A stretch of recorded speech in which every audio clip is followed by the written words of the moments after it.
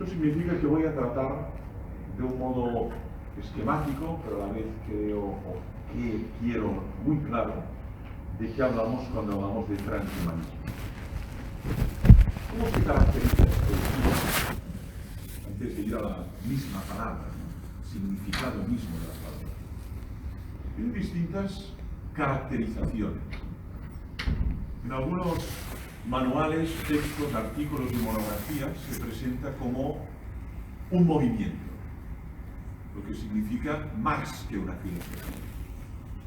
Cuando hablamos de movimiento, tiene que ver con algo que quiere encauzarse políticamente, socialmente, que de algún modo quiere articularse fácticamente y transformar las instituciones, transformar la condición humana, movimiento.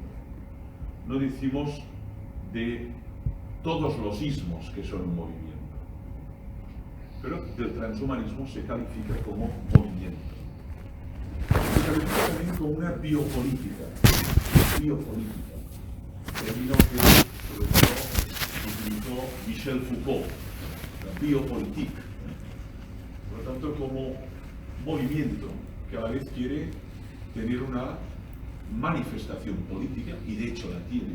Existe el Partido Transhumanista, no solo en Estados Unidos de América, sino también asociaciones cívicas, asociaciones civiles con este nombre, y que tiene la voluntad de tener influjo en las instituciones e introducir políticas distintas, que tienen que ver con la transformación del bios, de la vida, biopolíticas, ¿no? En este caso, una biopolítica sobre la condición humana. También es definido como una utopía, como una nueva utopía, en contextos de post-utopía, o de desencanto, o de desánimo, o incluso de la idea anti-utopía. Algo que caracteriza nuestra situación cultural no es precisamente la utopía. Y en cambio, el post- o transhumanismo suscita un entusiasmo respecto a un mundo que va a venir. Por lo tanto, es como una utopía que se plantea de sustitución después de la hecatombe de las últimas utopías, o de desestructuración o de construcción. Se plantea como una utopía unida al desarrollo extraordinario de la biotecnología. Por lo tanto, no tanto una utopía social y política, sino una utopía cuyo desarrollo dependerá en esencia de la innovación y del desarrollo biotecnológico, que según los transhumanistas es exponencial y tendrá unos efectos extraordinarios en nuestro modo de vivir, de obrar, de trabajar, de interrelacionarnos, como ya estamos observando en muchos campos, por ejemplo, en la tecnología digital o en la robótica. Por lo tanto, es una utopía tecnocrática o tecnocéntrica, dado que el foco de esta sociedad nueva, de este reino que va a acaecer, tiene que ver con el poder de la tecnología y particularmente de la biotecnología. ¿Cuál es el foco del transhumanismo? ¿Cuál es el eje de gravedad? Parte de la idea de la mejora de la condición humana. La tesis de fondo es mejorar la condición humana. El mejoramiento de la condición humana, que de hecho en la bibliografía anglosajona hablan del human enhancement, ¿no? Mejorar al ser humano, mejorar lo humano. Y nuestros vecinos franceses hablan del l'homme aumenté, el hombre aumentado. El hombre aumentado. Entonces, el objetivo final del transhumanismo, diríamos que es una ideología que parte del supuesto que el ser humano no es un ser acabado, realizado, sino que es a work in progress, ¿no? Un ser que está en proceso. En latín diríamos una obra infiel, y que mediante la incorporación de determinados artilugios, de determinados chips, de determinada nanotecnología, de determinados psicofármacos, podremos desarrollar, mejorar significativa y cualitativamente la condición humana. Por lo tanto, el foco está en la mejora y el foco está en la aumentación o el desarrollo exponencial de sus cualidades innatas, de sus capacidades. Utilizan generalmente una terminología que de entrada es muy sorprendente. La medida en que uno se familiariza con esta bibliografía, se da cuenta que hay unas distinciones que son casi transversales. Por ejemplo, la distinción entre la condición humana, expresión que utiliza Hannah Arendt, Human Condition, ¿no? El conocido libro de Hannah Arendt, que publica en Estados Unidos después de exiliarse de la Europa colonizada por el nacionalsocialismo, utiliza la expresión condición transhumana y condición posthumana, que es una de las expresiones que utiliza uno de los filósofos norteamericanos más críticos con el transhumanismo, que es Francis Fukuyama, The Posthuman Condition. Bien. ¿De qué hablan cuando hablan de condición humana? ¿Quiénes pertenecen a la condición humana? Todo ser humano que es fruto y resultante de la unión, ya sea in útero o in vitro, de dos seres humanos. La emergencia de ese ser humano es alguien que pertenece a la especie humana. Diríamos que es el ser humano en su estado, si se puede decir así, natural, sin modificaciones, sin alteraciones, sin ningún tipo de implementación, válvula, prótesis. Sería la condición humana. ¿Qué sería la condición transhumana? Sería un ser humano que ya ha experimentado alguna forma de modificación, ya sea en sus capacidades físicas, psíquicas, emocionales, mentales, que de algún modo le sitúan más allá de la condición humana. Este prefijo trans, que es extraordinariamente interesante, siempre evoca ese cruzar un límite, ir más allá de transcendencia, transgresión, transcultural, transexualidad, transdisciplinariedad, algo que está muy presente en el espíritu y la letra del Club de Roma, ¿no? Ir más allá de la juxtaposición de disciplinas y del diálogo interdisciplinario. Y de ese diálogo aparece algo que ya no es ni filosofía ni es tampoco física, una resultante transhumanidad. Entonces el transhumanismo, o cuando habla de condición transhumana, se refiere a un ser que ya ha sido modificado. En este sentido, transhumanos ya hay muchos. Por el metro, por la calle, por los bulevares, en las universidades. De algún modo, ese ser humano que lleva algún tipo de incorporación mecánica o algún tipo de incorporación orgánica, ya es un ser que ha sido modificado. Pero la novedad es que lo que defiende el transhumanismo no es simplemente la introducción de una tecnología para paliar un déficit, sino para mejorar una capacidad. En este salón hay muchas personas, como yo mismo, que llevamos gafas, porque corrige un déficit. En mi caso es el estigmatismo, en otros es la miopía. Sin embargo, este artefacto que llevamos incorporado en el rostro, no nacimos con él, porque ha sido creado para paliar un déficit visual a través de una lente. Sin embargo, lo que defiende el transhumanismo no es el uso de la tecnología para paliar un corazón que requiere una válvula o una prótesis en una persona que ha perdido la pierna y que debidamente adosada a la pelvis le permite mantener su posición erecta y su movilidad. No se trata de introducir tecnología en la estructura anatómica y fisiológica del ser humano para mejorar sus capacidades visuales, auditivas, táctiles y también sus capacidades de orden mental, imaginación, memoria, lo que requiere de una biotecnología mucho más completa que un brazo mecánico, que unas gafas o que una válvula en el corazón, que ya de por sí es muy complejo. Y luego está el concepto post-human condition, condición posthumana. Y de hecho, en la bibliografía siempre aparece transhumanismo, pero también aparece posthumanismo. Bueno, el prefijo post evoca lo que viene después. Es archiutilizado en nuestros contextos. Postmodernidad, postsecularidad, postcristianismo, postcomunismo, extraordinariamente utilizado.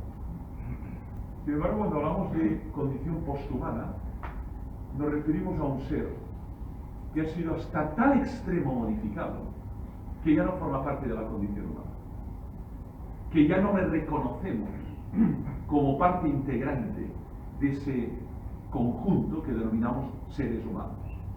Pertenece a otra estirpe, dada la modificación sustantiva que ha tenido lugar en él.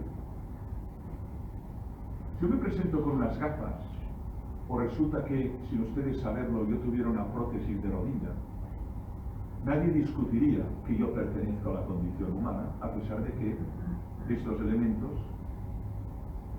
modifican mi ser, pero por otro lado, hace mucho más confortable y viable mi existencia.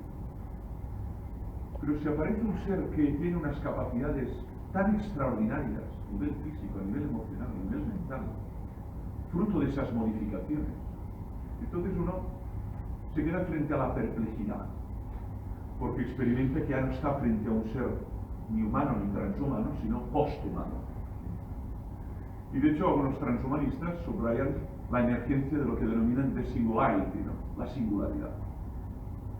El desarrollo biotecnológico será tan acelerado y tan exponencial que emergerá una entidad cuyo nombre es the singularity, de ahí el nombre, la Universidad de la Singularidad, que ya no reconoceremos como humana y que además esa misma realidad tendrá capacidad de generar otras más complejas que sí misma, en un desarrollo exponencial. Entonces, de entrada, la clarificación terminológica de estos vocablos que a veces se utilizan, me parece que en una presentación panorámica es clave.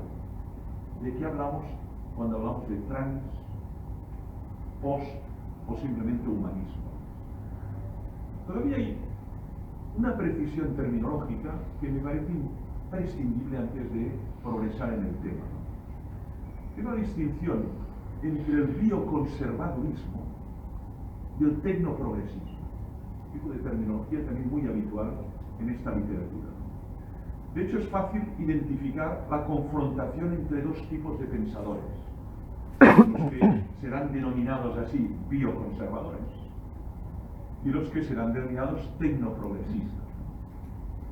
En el primer plano, ¿quiénes hay? Hay esos autores que consideran que la vida, Dios tal y como es, debe ser conservada y que la función de la tecnología es paliar, curar esa vida cuando experimenta alguna forma de caotización, patología, pero que la finalidad no es mejorarla, sino simplemente curarla. En el fondo esto es lo que está en la filosofía de la medicina de Hipócrates, siglo V antes de Cristo, nuestro primer médico de Occidente. El médico tiene como tarea la praxis terapéutica, curar ese ser, si es posible, que experimenta una caotización, pero no desarrollar capacidades que no están en él o multiplicar capacidades que en él estarían en un nivel 10 y estarán en un nivel 100. El bioconservador representa, por lo tanto, a alguien, filósofos, pensadores, politólogos, sociólogos, que su tesis es la tecnología y la ciencia está al servicio de mantener la vida tal y como está. Lo que no significa paliar sufrimientos, dolores, esto es una exigencia moral. Otra cosa es la mejora o el mejoramiento humano. En cambio, el tecnoprogresismo representa la tesis contraria. Representa la tesis siguiente, ¿no? Hasta el presente hemos sido la resultante de una evolución milenaria de la materia viva, de formas muy simples el coacervado, el ser unicelular, hasta formas muy complejas, el ser humano con su encéfalo, ¿por qué no podemos ser los artífices de la evolución en el futuro? Hemos sido la resultante pasiva de una evolución. En la teoría clásica de la evolución, pues uno piensa naturalmente en el origen de las especies o en filosofía zoológica de Lamarck. Pero es que el tecnoprogresista dice no, tenemos las capacidades, la tecnología, para ser nosotros quienes marquemos el rumbo, el sentido, la orientación de los presentes y de los que nacerán.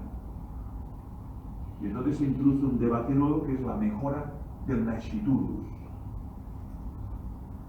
Porque una cosa es hablar de la automejora, en la medida en que uno tiene capacidad de dilucidar, de pensar autónomamente, podrá llegar a la conclusión de que quiere mejorar su capacidad visual o auditiva, naturalmente si dispone de los recursos para financiar esa mejora. Es que es otro capítulo, ¿eh? Pero otra cosa ya es mejorar al que nacerá. Y aquí se genera un debate ético muy serio que es, ¿y el que nacerá es sujeto de derecho? Y en el caso que lo fue, a partir de qué momento se considera que es sujeto de derecho. Pues una propiedad de los progenitores. Pues hay un debate muy serio entre los tecnoprogresistas y los bioconservadores a propósito de las generaciones venideras y de los límites de la intervención biotecnológica en el nasciturus. Aquí, por ejemplo, la confrontación seria, muy seria, ¿no?, entre autores como Saburescu, partidario de la mejora genética del que nacerá, y autores como Jürgen Haber, partidario de poner límites a esa tentativa, a ese voluntad, incluso bien intencionado, de mejorar a través de las biotecnologías la estructura genética, el mapa genético y por lo tanto también su fenotipo del que nacerá. Hay esta confrontación y eso genera una verdadera situación de debate intelectual que se reproduce en muchos lugares del mundo. Yo lo viví, perdonen la referencia autobiográfica, este mes de junio en Harvard, en Boston, ¿no?, donde observé en ese seminario que había bioconservadores, entre los cuales estaba, por ejemplo, Michael Sandel, ¿no?, conocido libro Contra la Perfección, y autores que venían de Silicon Valley, bioingenieros, filósofos de la ciencia y tecnólogos que consideraban esta postura retrógrada, anacrónica e imposible de sustentar con este desarrollo tecnológico exponencial. ¿Qué observamos si uno mira más con lupa el movimiento? Lo que observa esencialmente cuando mira lupa es que este movimiento no nace ni por generación espontánea, ni por casualidad, sino que tiene unas raíces. La mayoría de los ismos que estudiamos tienen raíces que van mucho más allá de la inmediatez. Esto tiene que ver con qué imagen de hombre hay, qué imagen de persona, qué comprensión de la naturaleza, qué comprensión de la tecnología, qué comprensión de la historia, qué comprensión de Dios.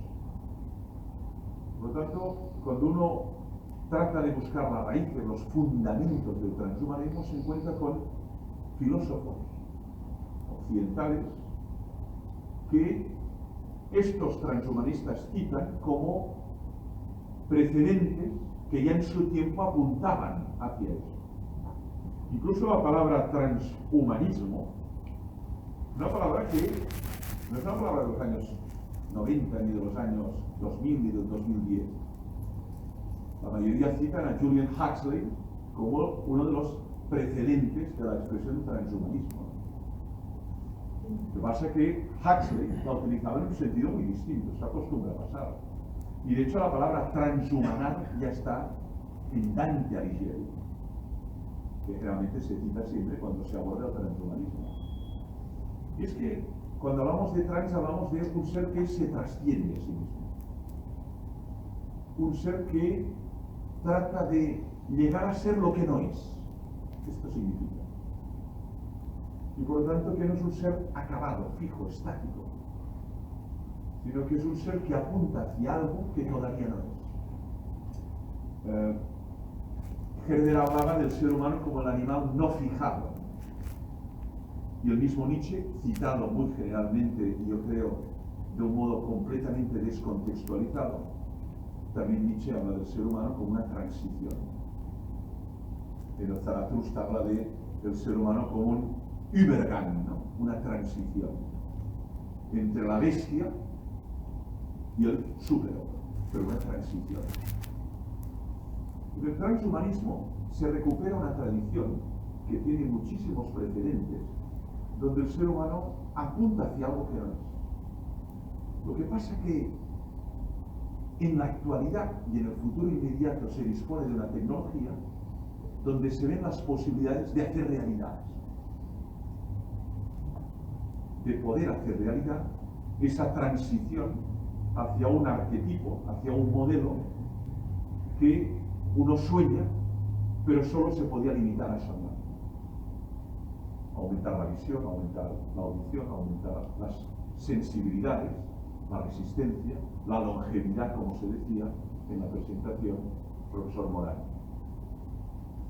Les voy a mirar de subrayado al menos los dos subconjuntos que coexisten dentro del transhumanismo y luego unos referentes históricos que fundamentan, que nutren este tipo de reflexión. Por un lado, en el transhumanismo yo calificaría de liberal o neoliberal o incluso ultraliberal, que sobre todo observamos en Oxford y en algunos contextos norteamericanos. La tesis es la siguiente: nadie está obligado a mejorarse, pero tampoco podemos prohibir que un ser humano libremente decide mejorarse utilizando las biotecnologías que tiene a su alcance. Esa es la tesis de fondo. Nadie está obligado a vivir más años, pero el que quiera vivir 120, 130, incluso algunos hablan de una longevidad indefinida, la muerte de la muerte. El transhumanismo ultraliberal subraya la tesis de que eso debe ser permitido, dado que es una decisión del sujeto. Y ese sujeto, en su libertad, en la medida en que no perjudique a otros, debe ser respetado. Tanto hay toda una serie de autores que defienden este transhumanismo ultraliberal, que además se ha articulado a través de un partido, que es el Partido Transhumanista, que tiene su expresión en Estados Unidos, y que defenderían la libertad de cada sujeto de poderse introducir, implementar esas biotecnologías para mejorar, por ejemplo, mi audición o mi visión. Y ya no hablemos de áreas propias del cerebro como la memoria o la imaginación o la capacidad de voluntad o la resistencia física o la resistencia intelectual. Eso tiene unas consecuencias enormes, porque entonces coexistirían dos tipos de seres, unos con unas capacidades extraordinarias, eso ya se da, de hecho, en los genios, siempre hablamos de una minoría exquisita, pero que ha sido fruto de la naturaleza o del don, o como diría Monod, del azar y la necesidad, pero el caso es que hay genios que emergen. Pero eso ya no es así, sino que uno decide introducirse esas mejoras para rendir más en una carrera atlética, para rendir más en el ámbito laboral, para tener más capacidad de memoria en unas oposiciones a jueces o a notarios. Sí, pero entonces estamos frente a una competitividad desleal. No se parte de la misma línea a la hora de competir en el plano deportivo, en el plano empresarial, en el plano académico, con un ser que se ha modificado y que tiene unas prestaciones, parecido con el lenguaje tecnológico, muy superiores al conjunto. Luego está el transhumanismo social, sobre todo de raíz francófona. En Francia se han publicado textos, algunos muy críticos con el transhumanismo. Por ejemplo, Luc Ferry, el que fuera ministro de Cultura, ¿no? O por ejemplo, Comte Sponville, ¿no? Conocido especialmente en nuestro país por otras temáticas como por ejemplo el alma del ateísmo, ¿no? Texto que fue muy citado, ¿no? Una espiritualidad sin Dios, ¿no? Comte forma parte de esa filosofía francesa que reivindica la espiritualidad, pero como dicen nuestros vecinos, sans Dieu, sans Église et sans dogmatique, mais espiritualité. También da mucho que pensar, pero es otra temática que nos alejaría de nuestro propósito. El transhumanismo francófono es muy social, subraya la dimensión social, la egalité, y por lo tanto introduce la necesidad de una regulación y de una prohibición. Y este proceso de mejora biotecnológica lleva asociado la discriminación o castas humanas distintas, ya no marcadas por el nacimiento, sino por la mejora biotecnológica, como si pudiera tener como consecuencia formas de discriminación enormes. Entonces, este transhumanismo social francés reivindica la mejora, ¿sí? ¿Cómo vamos a no utilizar estos recursos para mejorarnos? Y mejorándonos, resolver enormes lacras que tenemos como condición humana, que no hemos sido capaces de resolver a través de la inteligencia, ni siquiera colectiva, al menos a día de hoy. La violencia de género, el hambre, el abastecimiento de agua, y la gran esperanza de que estas mejoras permitirán a un ser humano también ser mucho más lúcido, hábil y capaz a la hora de resolver lacras, dramas que afectan al conjunto de la humanidad. Bien, gran utopía. Pero en cualquier caso, el subrayado es: no puede ser pretexto para generar desigualdad en el conjunto de la sociedad, más de la que hay. Porque los transhumanistas franceses dicen, de hecho, ya hay mucha. No todos pueden estudiar en Harvard, en Berkeley, en Stanford. Solo una pequeña élite. Bien. Si además de tener estas capacidades económicas fundamentalmente han sido modificados biotecnológicamente, es muy difícil dar posibilidades al ascensor social al que nace en un estamento vulnerable, que no tendrá acceso económico para poder costear estas biotecnologías con los mercados que van a generar, que ya están generando en algunos ámbitos. Y en el transhumanismo social francés se defiende algo muy interesante pero muy complejo, que es: no basta con una regulación nacional, que esto tiene que ver con un derecho internacional, o con lo que algunos denominaron en la década de los 90 con Hans Kuhn una ética global. Hans Kuhn hablaba de una Weltethik, ¿no? De una ética mundial, así lo traducimos, o una ética del mundo, o una ética global, lo cual tiene interés. Comprendan el problema, ¿no? Imaginen que esto pasa ya y pasará mucho más, según los bioconservadores, ¿no? Que haya un territorio, un ámbito, donde haya mucha permisividad con los desarrollos biotecnológicos. Y por lo tanto, cualquier ciudadano pudiente que desee introducir esta biotecnología en su ser ya sabe dónde tiene que viajar para poder experimentar esa aumentación, ¿no? Ese aumento de sus capacidades. Lo que significa que si no hay una ética global compartida, se van a producir igualmente desajustes, como pasa exactamente con el proceso de deslocalización. Si hay lugares en el mundo donde se puede utilizar a seres humanos como máquinas, como objetos, impunemente, el que quiere crear riqueza a bajo coste ya sabe dónde tiene que trasladarse. Y la ironía es que luego puede vender ese producto en el Paseo de la Castellana, en la calle Serrano o en el Paseo de Gracia de Barcelona, compitiendo con aquel que lo ha producido respetando los derechos básicos de cualquier trabajador en Europa. ¿Cómo se va a parar si no hay una ética global? Y si esa ética no se articula jurídicamente.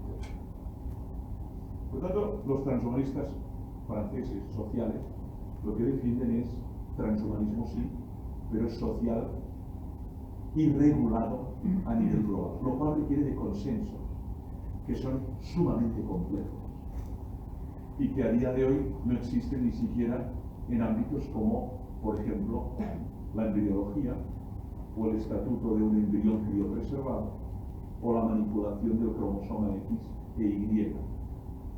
Las diferencias son enormes entre Estados Unidos, Alemania, España, Francia, Bélgica o Holanda, por lo que respecta al final de la vida humana. ¿Cómo nos vamos a poner de acuerdo entonces en los límites de la utilización de las biotecnologías para el mejoramiento? ¿Cuáles son los referentes filosóficos que utilizan? Muchos. Por un lado, en este tipo de ismo se parte de el ser humano casi diría como una materia prima que puede darse a sí misma forma, como un demiurgo. La imagen es platónica, la tenemos en el Timeo de Platón, que es uno de los grandes diálogos de madurez de Platón, el banquete, el Timeo, la República. De hecho, es la idea de que uno puede dar forma a su ser con las biotecnologías y a imagen y semejanza de un arquetipo. Esto ya lo observamos especialmente en las cirugías estéticas. Yo tengo alumnas que por reyes lo que piden a sus padres es una nariz nueva o mejorar el volumen de sus senos o mejorar la forma de su silueta o mejorar el color de su piel o implementarse determinados. Por lo tanto, eso a nivel, digamos, de exterioridad existe, tiene un mercado, tiene un target, existe dentro del marco legal vigente y naturalmente solo tiene acceso una determinada minoría.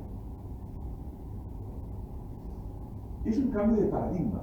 Lo que decía de la medicina como arte terapéutico, Hipócrates, al médico como escultor, como Fidias. Le vamos a dar forma, lo que usted quiera. Hay un arquetipo, lo que usted quiera. Las biotecnologías nos lo van a permitir.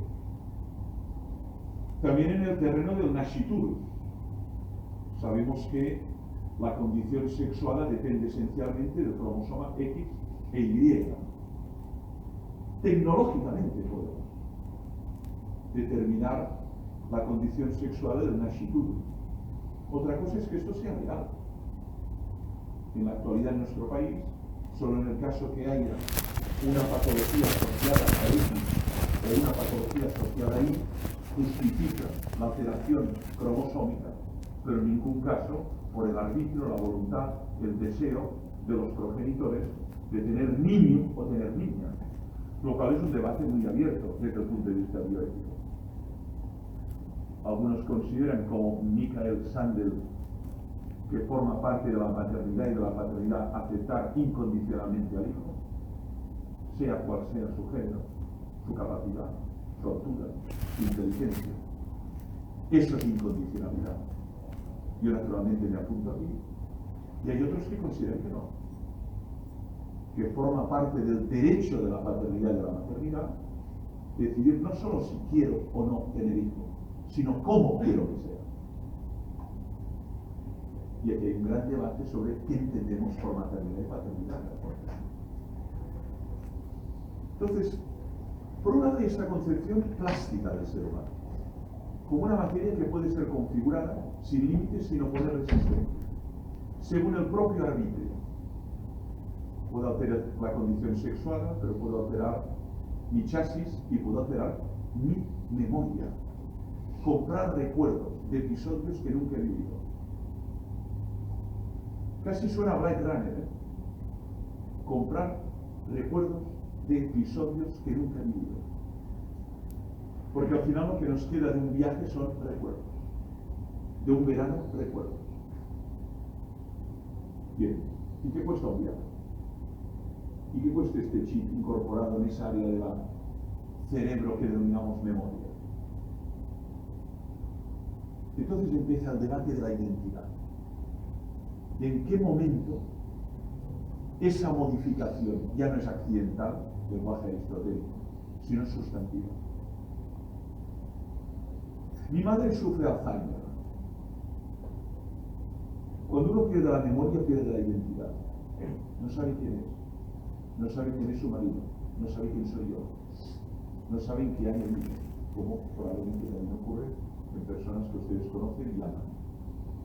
Una cosa es perder un brazo, incluso las dos piernas. Otra cosa es perder la memoria. Y otra cosa es introducir una memoria de episodios no vividos. ¿Quién soy yo? Por lo tanto, hay alteraciones en nuestra estructura que ya no son de carácter accidental, que representan también una transformación de esa identidad. Y sin embargo, físicamente es duda, pero ya no está. Ya no está. Y físicamente es ella. Cualquiera que la hubiera conocido la reconocería, pero ella no la reconocerá. Esto significa que el transhumanismo nos obliga a introducir debates de mucho calado antropológico, que es dónde está lo esencial en la condición humana, que si es perdido, secuestrado, vulnerado o transformado, estamos ya frente a otra realidad, que no podemos denominar humana, sino, como decía antes, posthumana. ¿Qué autores se citan? Estoy ya en la línea final. El referente más lejano es un renacentista, Pico de la Mirandola, el discurso sobre la dignidad del hombre, 1486. Pico de la Mirandola tenía 23 años. Es el famoso discurso en el que Dios le dice al ser humano: yo no te di un sitio estable en el orden de la creación. Te hice de tal modo para que tú decidas dónde y de qué manera quieres estar. Y fundamenta la dignidad, dignitas, en la libertad. Tú decides. Esto es muy transhumanista. No estás estáticamente en un eslabón. Puedes vivir como el Brutus, el animal, y descender un peldaño. Hay ejemplos evidentes de eso. Solo hay que leer la prensa. Pero uno puede elevarse al plano angelical, el ángelus. Y el ángelus tiene unas características, entre ellas la longevidad indefinida. Santo Tomás en el De Ente y Esencia lo define como una entidad de orden espiritual sempieterna, que significa que no muere, aunque ha tenido una génesis, cosa que no ha tenido Dios, para Santo Tomás. Ni génesis ni final. Bueno, pues en el transhumanismo hay una voluntad de convertir al ser humano en ángel. Entre otras cosas, la indefinición de la muerte. Otra cosa es si eso es lo óptimo o lo deseable. En el ciclo que tuvimos en la ciudad condal, eso fue objeto de una gran discusión. ¿Qué acaso sería deseable vivir indefinidamente en este mundo? El cuento de Borges, donde plantea esta posibilidad. Y Borges lo termina de un modo clarísimo: para nada. Pero en cualquier caso, son debates que plantea el transhumanismo y que no se han planteado filósofos en otro tiempo. De hecho, yo he oído en algún transhumanista americano la siguiente afirmación: la generación que puede decidir morir o no ya ha nacido. No cuándo, no de qué, sino no morir. Y eso ninguna generación humana lo ha podido decidir, no morir. Porque simplemente usted se muere. Aquello de San Agustín en uno de sus sermones: mor certa, hora incerta. No necesita ni traducción, pero mor certa. En cambio, lo que pone en crisis el transhumanismo es que la mortalidad sea ya una condición, digamos, insuperable. Eso forcejea mucho la antropología clásica. donde la condición mortal, finita, lábil, dice Paul Ricoeur, es intrínseca a la condición humana. Sí, pero el posthumano es lábil. Va también a experimentar la fragilidad como la experimentamos nosotros. ¿Qué se pierde cuando dejamos de experimentar la fragilidad? Pero por otro lado, ¿qué seductor es vivir sin fragilidad? Sin tener que morir. Por tanto, abre muchos debates que solo introduzco porque tenemos, como se ha dicho, el ciclo y que trataremos de analizar con lupa, porque hay muchísimo mosaico, muchísimas piezas en este mosaico. Por tanto, por un lado está Pico, de la Miranda, y por otro lado están filósofos materialistas. Por ejemplo, Lametrie es muy citado por los franceses, el autor de L'Homme Machine, el hombre máquina. En el fondo se parte de la idea del ser humano como un artefacto muy complejo, articulado por piezas que pueden ser sustituidas, regeneradas, incorporadas de nuevo, de tal modo, como pasa con un mecano o pasa con un autómata o con un robot, podemos ir reemplazando las piezas que han sido rotas o se han estropeado o simplemente han sido paralizadas. Es una comprensión muy mecanicista materialista del ser humano, la que está latente ahí. Desaparece el alma, desaparece Dios, y el ser humano es una materia organizada muy compleja que, gracias a las biotecnologías, podremos generar órganos de sustitución y recomponer esa estructura tan compleja que somos, que genera vida inteligente, vida emocional, vida mental. Finalmente, concluye, ¿cuáles son las áreas? Es decir, todas esas esperanzas. El transhumanismo, ¿en qué las fundamenta? Este es el debate para mí serio. Por eso en el ciclo hay científicos y humanistas. Porque si un humanista, un sociólogo, un antropólogo, filósofo, te dice la primera generación que podrá decir no morir ya nacido, dices, bueno, ¿y tú qué sabes de la fisiología humana? De los telómeros. ¿Qué idea tienes de todo eso? Cero. Te hace un brindis al sol. Ahora sí, quien lo dice, que es una persona especializada en envejecimiento, especializada en neurología, en la punta o en los estudios pioneros en el ámbito de la nanotecnología, de la robótica, de la biotecnología. Entonces, uno ve plausibilidad. Hay un transhumanismo que para mí forma parte casi de lo fantástico, de lo inverosímil, casi digamos del terreno de lo mitológico, que se transforma en lenguaje audiovisual fácilmente y seduce mucho. Pero hay un transhumanismo que quiere su arraigo científico y que lo articulan biotecnólogos, ingenieros, bioingenieros, médicos, y por lo tanto que tratan de dar una consistencia a ese relato. Otra cosa sí la tiene, porque entre los mismos científicos hay un gran debate de si esas tesis han sido verificadas y publicadas en revistas de impacto o simplemente son hipótesis de trabajo. Pero eso lo iremos viendo. Por lo tanto, ellos subrayan la tesis de que a través de los psicofármacos, los nanorobots, los chips, los exoesqueletos, no solo vamos a mejorarnos física y mecánicamente, sino lo más difícil de pensar, mentalmente, emocionalmente y socialmente. La mejora que definen es integral.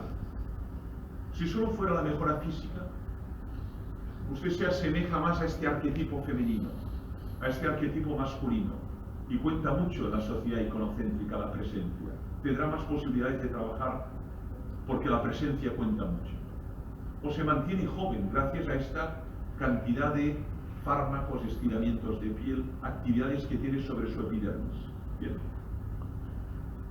Hasta aquí lo que usted mejora es el chasis. Pero eso no es el transhumanismo. El transhumanismo habla de mejora integral. Por tanto, de también mejorar nuestra conducta a través de psicofármacos, de mejorar nuestra capacidad de vinculación emocional, de empatía.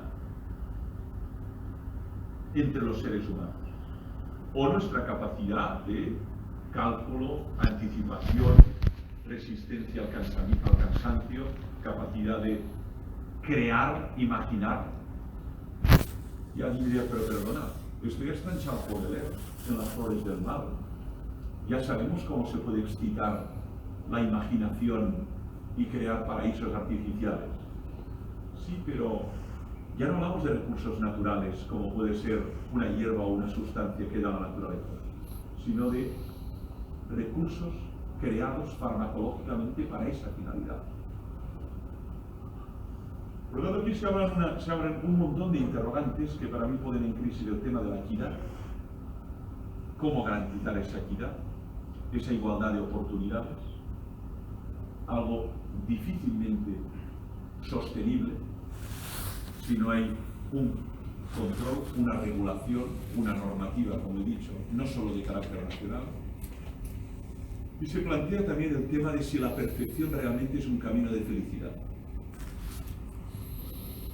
¿Acaso está garantizado que un ser más perfecto en sus capacidades físicas, emocionales y mentales será más feliz?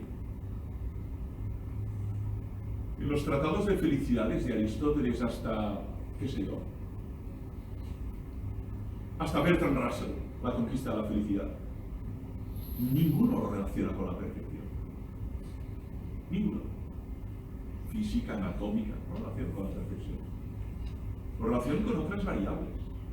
El ser amado, o el desarrollo del propio proyecto vital, o el sentir que uno es útil a la sociedad. Pero no con la perfección. Y de hecho todos constatamos eso. Que hay personas muy perfectas desde el punto de vista de su capacidad intelectual, incluso físicas, y profundamente desgraciadas. Profundamente desgraciadas. Y al revés también.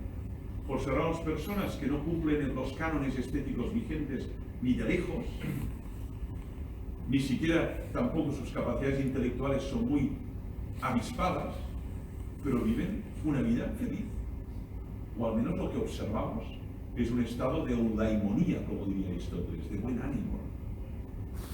Por lo tanto, tampoco es tan evidente que ese proceso de perfeccionamiento biotecnológico pudiera tener como conclusión y punto de llegada la felicidad del ser humano.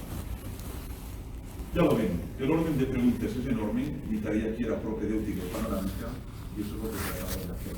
Muchas gracias por la atención.